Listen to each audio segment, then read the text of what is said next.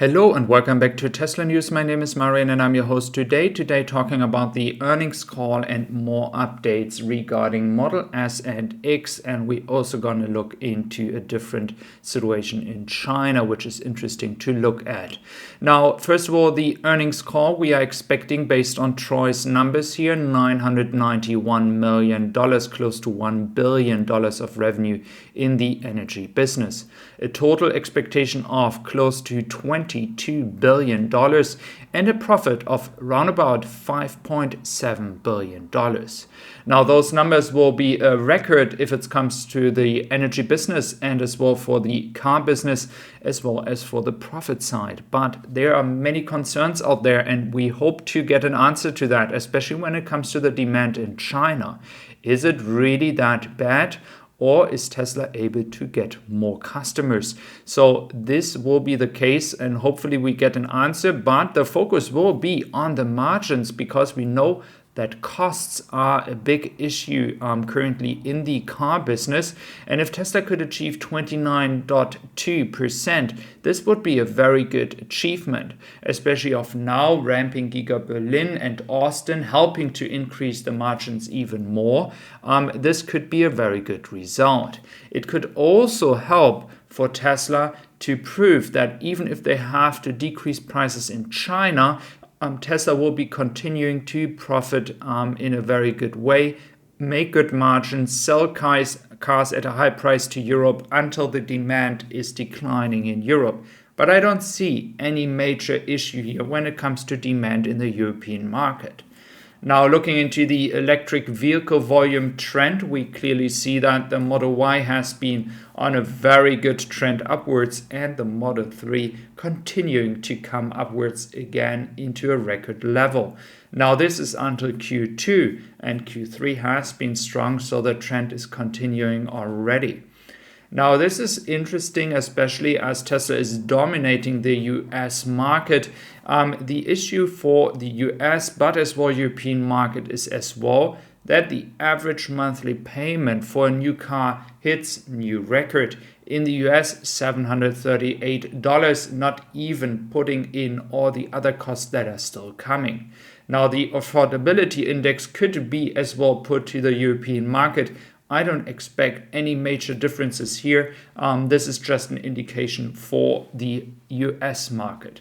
So let's see if this is declining anytime soon. The good news is energy prices, especially when it comes to the gas prices, they are declining at a rapid pace in Europe. So maybe we see some better results in this area in the near future. Now, for the carriers, we have the Clovis Supreme, Hook Copenhagen, and the Grand California close to the Suez Canal, Clovis Supreme already close to the Mediterranean Sea. Now, we have the Viking Queen in Singapore, and we have the Grand Abidjan, which could be an indication because it is half container, half car carrier, that Tesla is taking any kind of carrier they can get to transport even more cars to the European market. So we might see that very soon because they might not take too much time to load cars. And if that is really the case, we could see a new way of Tesla transporting cars to the European market. Now, for the European market, we have good news from the Netherlands and Germany. We have seen the first Model X and Model X actually arriving here. I do expect that those cars are actually for the showrooms because we haven't really seen any carrier transporting from San Francisco Model S and Model X to customers directly here in Europe. So I expect Tesla has been sending some of them towards the European market to get them into the showrooms.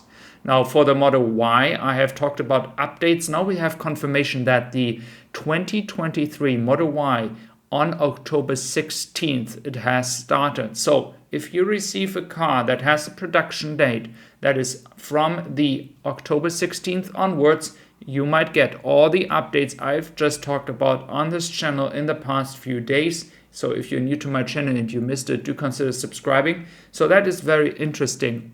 So I do expect that you would have then all the changes inside the car. For Giga Berlin, I don't have any confirmation if the 16th of October will be the same date where all the things are changing.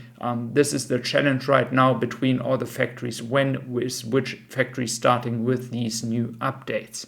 Now, looking into China, there's some interesting developments when it comes to car business and the strategy who would like to move and dominate the car business in the future.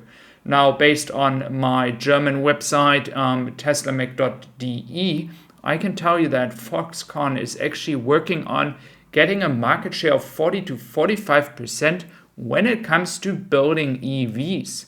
Now, that is very, very interesting. So Foxconn is planning to do the same model that they are doing for the Apple iPhone with the car business. The open question is which companies will be interested to depend on Foxconn when it comes to building cars. Could you see GM or other car companies or Ford saying, well, build me my car and I just sell it? That could be a way to do that, but the question is, do you really want that?